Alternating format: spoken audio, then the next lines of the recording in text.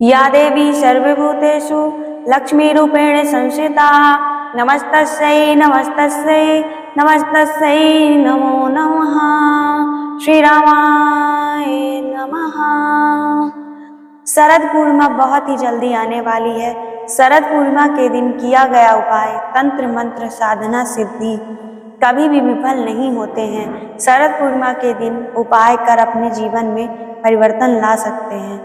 इस कराल कलयुग में धन की कमी से, कर्ज से, अनावश्यक खर्च से, नकारात्मक ऊर्जा से, कलह से, तंत्र बाधा से 60% लोग परेशान हैं। लेकिन हम आज आपको एक ऐसा उपाय बताने जा रहे हैं जिससे धन की कमी आपको कभी नहीं होगी, कर्ज की समस्या खत्म हो जाएगी, ग्रहों की स्थिति में परिवर्तन आ जाएगा, नकारात्मक ऊर्जा दूर होगी, घर में हो रही कलह भी शांत होगी, तंत्र मंत्र बाधा का भी नाश होगा। शास्त्रों में लिखा गया है और साधु संत भी बताते हैं कि शरद पूर्णिमा के दिन साक्षात लक्ष्मी माता अपने वाहन पर सवार होकर धरती में भ्रमण करती हैं और जिस जगह माता का स्मरण किया जाता है उस जगह माता अपनी कृपा अवश्य ही बरसाती हैं। इसलिए शरद पूर्णिमा के दिन पहले ही घर में साफ सफाई का ध्यान दें, प्रकाश की उत्तम व्यवस्था करें, कोशिश करें कि रात्रि में शयन ना करें, माता लक्ष्मी का ध्यान करें, माता लक्ष्मी के बीज मंत्र का जाप करें, घर में दीपक जरूर जलाएं, कोशिश करें कि घर में दीपक का ही प्रकाश हो। ऐसा करने से लक्ष्मी माता की विशेष कृपा प्राप्त होती है। यह एक साधारण उपाय है जिसे कोई भी कर सकता है और जो हिंदू धर्म से संबंध रखते हैं, सनातनी हैं, ऐसे लोगों को यह उपाय करना ही चाहिए। अब हम आपको एक ऐसा उपाय बताने वाले हैं जो लक्ष्मी प्राप्ति के लिए अचूक उपाय माना जाता है। इस उपाय को कोई भी व्यक्ति कर लेता है तो जीवन में धन की कमी कभी नहीं आती। धन आगमन का रास्ता हमेशा के लिए खुल जाता है, ग्रहों की स्थिति बदल जाती है, दारिद्रता का तत्काल ही नाश हो जाता है। उपाय ध्यान से सुने और कोशिश करें कि हमारे बोलते ही मंत्र कहीं लिख लें। उपाय इस प्रकार है। शरद पूर्णिमा के दिन सुबह सभी स्नान तो करते ही हैं, लेकिन यदि आपको उपाय करना ही है तो शाम को भी स्नान करें, माता लक्ष्मी का चित्र स्थापित करें, माता लक्ष्मी को स्नान ध्यान कराकर आचमन करवाएं और स्वयं भी करें, माता जी की विधिवत पूजा करें। इसके बाद माता जी के अनुरूप उत्तम पुष्प अर्पण करें। कमल पुष्प माता जी को बहुत पसंद है, लेकिन कमल पुष्प के अभाव में गुलाब गुड़हल का पुष्प आप अर्पण कर सकते हैं। हम गुड़हल के नाम से और जासोन के नाम से जानते हैं और आप किस नाम से जानते हैं हमें कमेंट करके बताएं। पूजन करने के बाद अपने आंगन या छत की ओर निकलें। अपने छत या आंगन पर एक दीपक जलाएं और देखें चांद साफ है कि नहीं है। बादल वगैरह हो तो थोड़ा इंतजार करें, उस समय आप अपने तंत्र का प्रयोग करें। तंत्र बताने के लिए तंत्र को आप यंत्र भी कह सकते हैं। इसको बताने के लिए आपके पास एक सिक्का जिसमें तावे की मात्रा होनी चाहिए। आजकल बाजार में 10 के सिक्के में तावे की मात्रा होती है, नहीं तो आप पुराने सिक्के का भी प्रयोग कर सकते हैं। सिक्के को अपने बाएं हाथ में लें, उस पर केसर, चंदन या सिंदूर से साथिया का निशान बनाएं। इसे वेद भाषा में स्वास्तिक भी कहते हैं। आप इसे क्या कहते हैं हमें कमेंट में बताएं। अब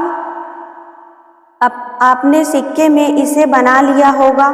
सिक्के को एक प्लेट या थाली में रखें, उसके ऊपर पुष्प अक्षत अर्पण करें। इसके बाद उसे धूप दीपक दिखाएं, माता लक्ष्मी का ध्यान करें और उस सिक्के को चंद्रमा को अर्पण करें। अर्पण करने के बाद उसे वहीं आंगन में थाली सहित छोड़ दें। अब घर के अंदर आएं और माता लक्ष्मी जी के चित्र के सामने बैठकर माता लक्ष्मी के विशेष बीज मंत्र का जाप करें।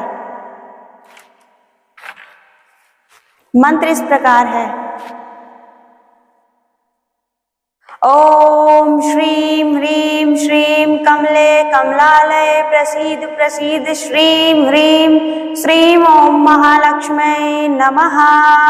ओम श्रीं ह्रीं श्रीं कमले कमलालये प्रसीद प्रसीद श्रीं ह्रीं श्रीं ओम महालक्ष्म्यै नमः। ओम श्रीं ह्रीं श्रीं कमले कमलालये प्रसीद प्रसीद श्रीं ह्रीं श्रीं ओम महालक्ष्म्यै नमः। ओम श्रीं ह्रीं श्रीं कमले कमलालये प्रसीद प्रसीद श्रीं ह्रीं श्रीं ओम महालक्ष्म्यै नमः। ओम श्रीं ह्रीं श्रीं कमले कमलालये प्रसीद प्रसीद श्रीं ह्रीं श्रीं ओम महालक्ष्म्यै नमः। ओम श्रीं ह्रीं श्रीं कमले कमलालये प्रसीद प्रसीद श्रीं ह्रीं श्रीं ओम महालक्ष्म्यै नमः। मंत्र का जाप कमल गट्टे की माला या चंदन की माला से करें और 21 माला जाप करें। इसके बाद इसका शुद्ध गुग्गल घी और हवन सामग्री के साथ हवन करें। शांति मंत्र का पाठ करें, नहीं तो ऐसे ही माता जी को प्रणाम करें। संपूर्ण विधि हो जाने के बाद आप आसन छोड़ दें।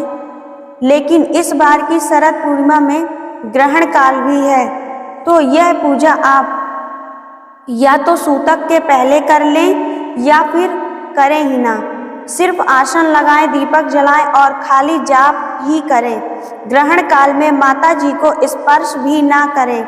यह विधि हमने इसलिए बताई है क्योंकि इस विधि को आप किसी भी शरद पूर्णिमा में कर सकते हैं।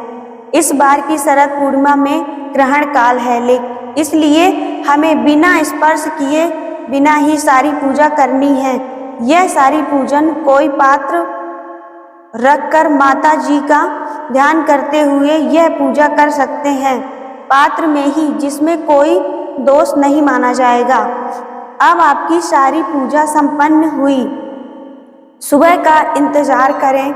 जो आपने आंगन या छत में उस छोड़े हुए सिक्के को उठाकर लाएं और उसे पुनः स्नान कराएं और अपनी तिजोरी या पर्स या भंडार गृह में रख दें। जिस भी जगह में वह सिक्का रहेगा वहाँ धन की कोई कमी नहीं होगी।